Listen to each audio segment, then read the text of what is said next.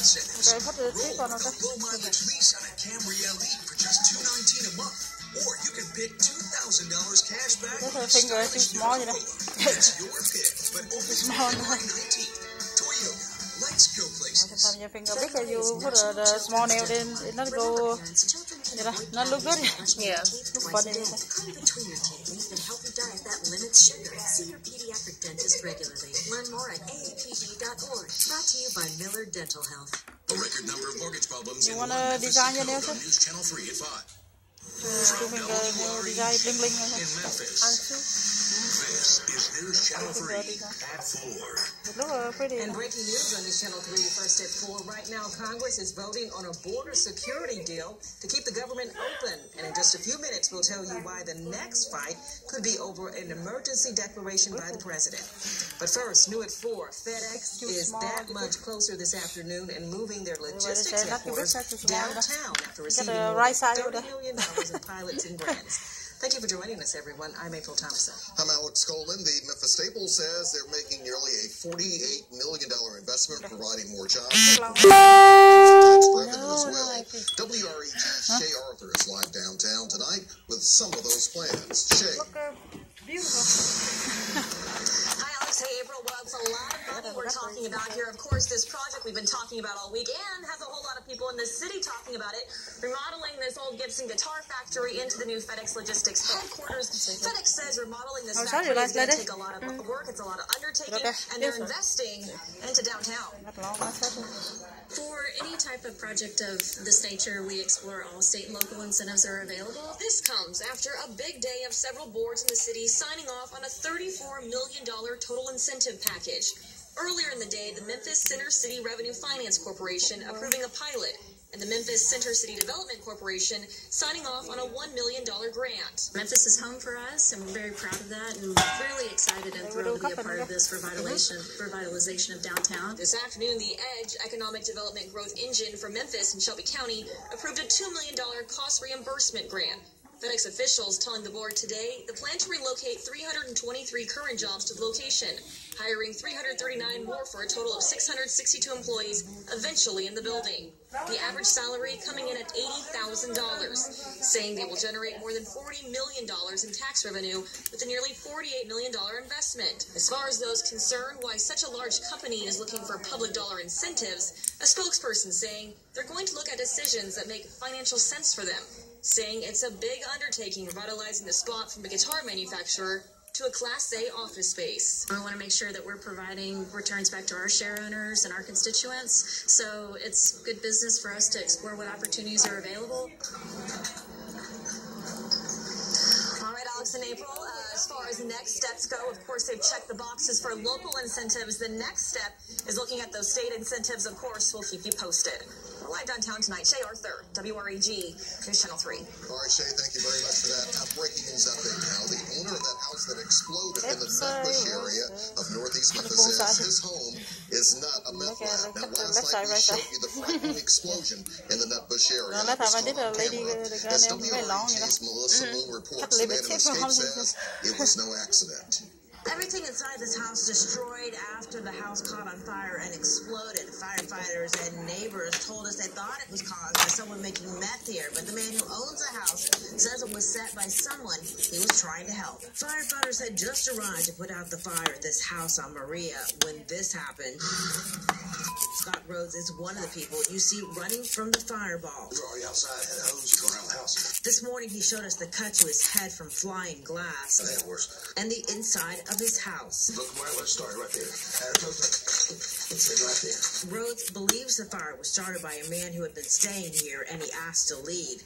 He says his house began filling up with smoke not long after police escorted him out. And as he getting up, doing something, well, I'm guessing he's threw a blanket on the space heater. Because you tell where the fire dumped this area. And they're right there. A fire official at the scene told us they believe someone was cooking meth, and people in the neighborhood say they've long suspected this was a meth house. Rhodes, though, says nothing like that was going on here. So he's telling them that there are a bunch of people in there. No one's ever been making meth? No, we don't make meth like that. Rhodes says a friend visiting when the house exploded was treated for burns. He says he doesn't have homeowner's insurance and will have to start over. That's what you get for helping somebody.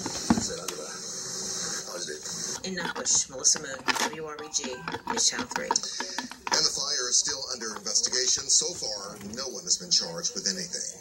New at 4, a Mid-South man believes his mother was one of the many victims of a serial killer who is now behind bars. 78-year-old Samuel Little confessed to 90 murders across the country over the past 4 decades. He drew sketches of 16 of the victims, and the victims' families hope they can connect them to unsolved cases. Little claims he killed one of those women in Memphis, dumping her body in the Mississippi River. Ahead on News Channel 3 at 6, we'll talk with a man who believes the woman in the sketch is his mother and believes he once met Little.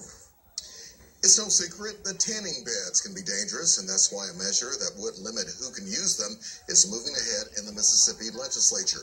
The state Senate passed a bill that would ban everyone under the age of 18 from using the machines. The American Academy of Dermatology says women younger than 30 are 6 times more likely to develop melanoma, the deadliest form of skin cancer, if they tan indoors. The bill now goes to the House for debate. It is Valentine's Day, and if you can, loan a shelter dog your heart. Memphis Animal Services is offering a unique program. Now, you can take one of their many lovable dogs home today and bring them back this Saturday. You can select one of many breeds to have as your own personal Valentine's Day date. Plus, the dog gets a great little getaway for a few days, and the shelter can learn more about how the dog behaves in a home. That can help them get adopted. You still have time for your Valentine's Day sleepover. You can pick up a pup through 7 o'clock tonight. Oh, isn't that lovely? And maybe chocolate is more your speed for Valentine's Day. Memphis' own Dinstall's Fine Candies has been cranking out plenty of sweet treats for the holiday. They say yesterday and today bring in the biggest sales of the year. They offer all kinds of chocolates, and they're selling about 7,200 pounds of chocolate-covered strawberries for Valentine's Day. A warm and sunny day throughout the Mid-South, and cooler temperatures will soon be underway. Plus, some of the Mid-South could see some winter weather as we head into the weekend. WREG weather expert Tim Simpson tells us when and where. Tim. Hey, good afternoon, Alex. Right now, let's start with those gusty winds that you just referenced. Here are several spots: Memphis International, News Channel 3, Arkansas State University, Pemiscot County R3 School. 47-mile-per-hour wind gusts here in Memphis, 45 at News Channel 3. You see some low 40s a little bit further to the north. Now, these winds are forecast to diminish as we move into the next several hours. The wind advisory expiring at 4 o'clock this afternoon. We're not picking up rainfall across the area. Plenty of cloud cover at this time, but we do look for some of that. Okay, stay here with us, okay? You go back and pick up. Okay. In the 50s, 59 degrees here in Memphis, 59 Tunica, it's 58 up in Dyersburg, and Oxford checks in with 57 degrees. Here's what you can expect: cloudy skies tonight, some showers are possible. Rain chances are like 20% or so, and then we have more rain chances for tomorrow and into the weekend. I'll tell you more about that and that wintry precipitation threat. It's just ahead, April. All right, thank you, Tim. In news from across the nation, William Barr is the new U.S. Attorney General. Today, the Senate confirmed Barr, mostly along party lines, by a vote of 54 to 45. This is Barr's second tenure as the head of the Justice Department. He served as Attorney General under President George H.W. Bush. Barr replaces Jeff Sessions, who resigned last fall. Some Democrats worry that Barr won't release important parts of Robert Mueller's Russia investigation report. Barr has promised to release as much of that report as he can.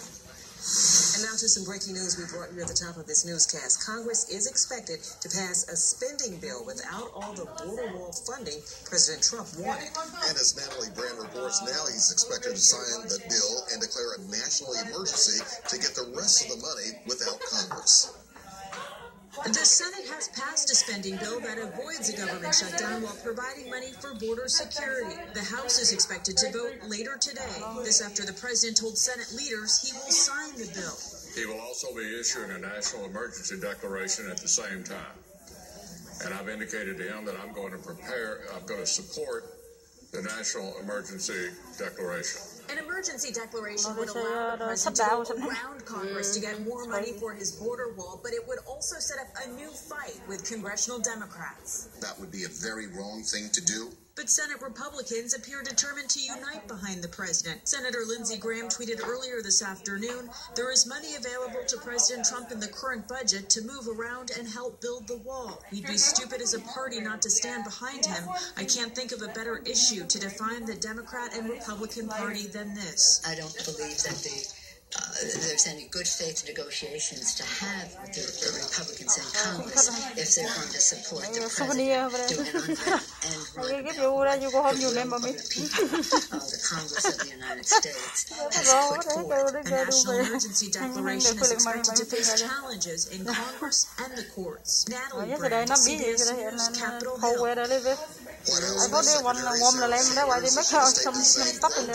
president has once again delivering on his promise to build a wall, protect and secure our great country.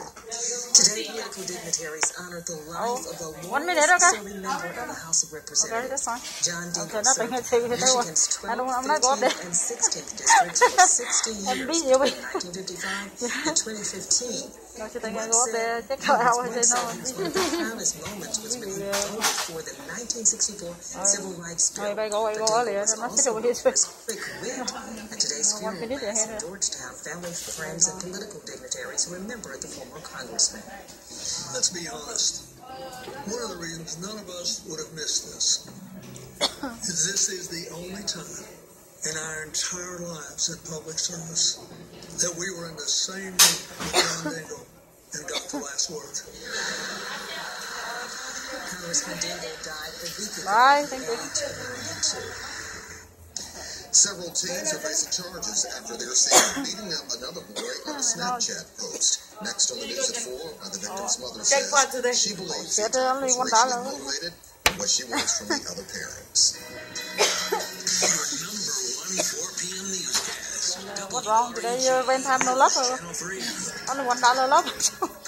That's weird. A big mortgage problem in one Memphis neighborhood. Why so many people are more than their homes are worth, and what one expert says needs to change to fix it. On News Channel 3 at 5. If I give somebody $1, I don't give him. Gentlemen, I have a proposition. It's high time we change the name of this mountain to Mount Cashmere. Mount Cashmere. On whose account shall we grant this change, Mr. Roosevelt? On account of the fact I'm about to win millions and millions. That's enough for 3, maybe 4 score. Just saying years. Gentlemen to call. Now, Teddy, can we find this Lotto America in the great state of Tennessee? Yes, sir. Then let's march. With Lotto America, you might just end up beating a few presidents. The Tennessee Lottery. Game changing fun.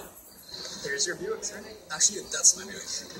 How are we going to fit him on the Buick? Easy. I like that new Buick. Me too. I was actually talking about that Buick. I knew that. Did you?